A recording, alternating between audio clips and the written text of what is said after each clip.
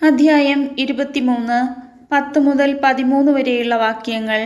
Sabbath വർഷം.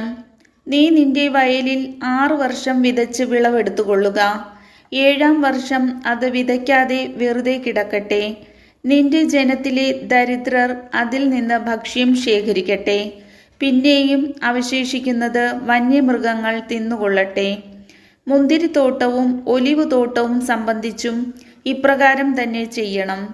6 ദിവസം ജോലി ചെയ്യുക, 7-ാം ദിവസം വിശ്രമിക്കണം. നിന്റെ കാളയും കഴുതയും വിശ്രമിക്കട്ടെ. നിന്റെ ദാസിയുടെ പുത്രനും പരദേശിയും ക്ഷീണം തീർക്കട്ടെ. ഞാൻ നിങ്ങളോട് പറഞ്ഞ കാര്യങ്ങളിലെല്ലാം ശ്രദ്ധ വയ്ക്കണം. അന്യദേവന്മാരുടെ നാമം സ്മരിക്കരുത്. അത് നിങ്ങളുടെ നാവിൽ നിന്ന് കേൾക്കാനിടയാവരുത്. കർത്താവിൻ്റെ വചനം.